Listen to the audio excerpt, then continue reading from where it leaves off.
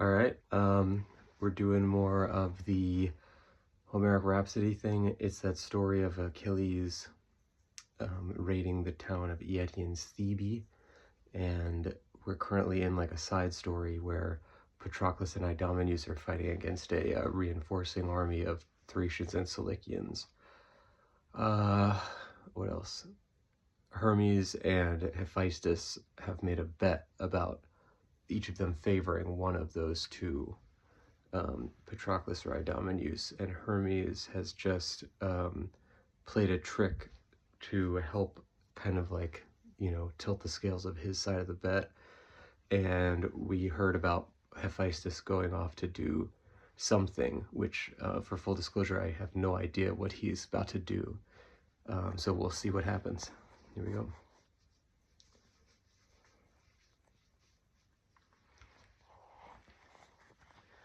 Sing to me, O Muse, of what the great god of the bellows did on that occasion to favor his man Idomeneus in the fight below on that rocky earth.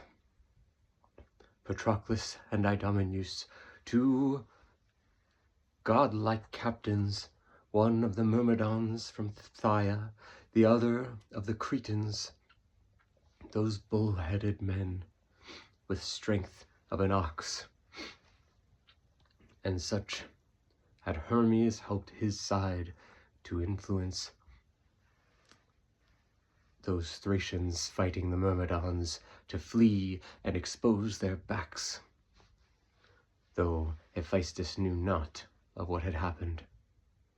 And that fire god went into his workshop, which was on well-builded ground that he himself had prepared in order to fashion more and more baubles and items of convenience for those Olympian gods and goddesses.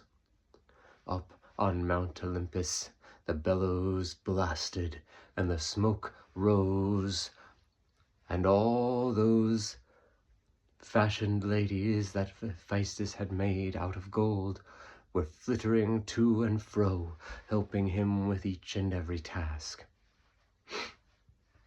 And thus he had wrought a thing of great beauty, a spear like none had seen before on earth, all in gold. That spear point was great and shimmering, layered with tin and with bronze, and gold surrounding all throughout. And the shaft itself, wrought of some metal unknown to man, was light and springy as wood of any of the best casting and thrusting spears. Thus did he take with him and bring down to earth. For though he did not many times make an appearance on the plains of that vast expanse, he did when he found this entertainment with Hermes, and he came down in the guise of one of Idomeneus' attendants in the train of the army, one of those helots who had been taken and pressed into service to assist the Cretans. For many were the armies who had with them thralls of fate, and not just was it the Spartans who cast into their ranks these people. And this helot, whose name was Polyestor,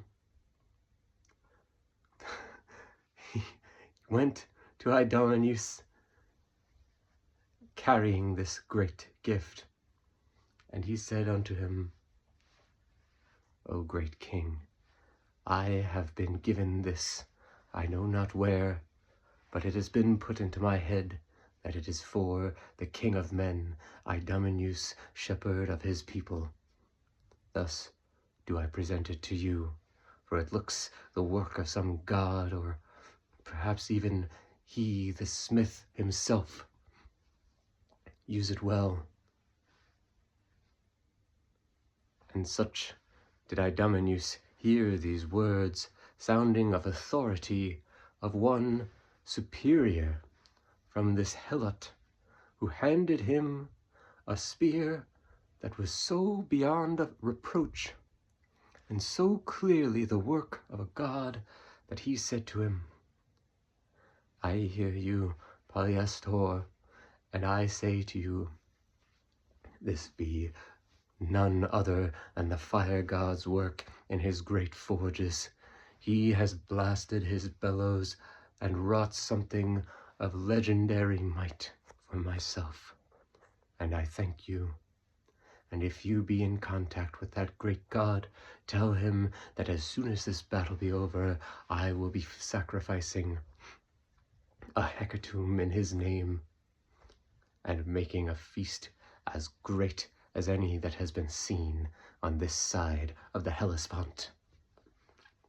And thus turned from him Hephaestus in the guise of Polyastor, that helot, who then flew up into heaven and abandoned his disguise.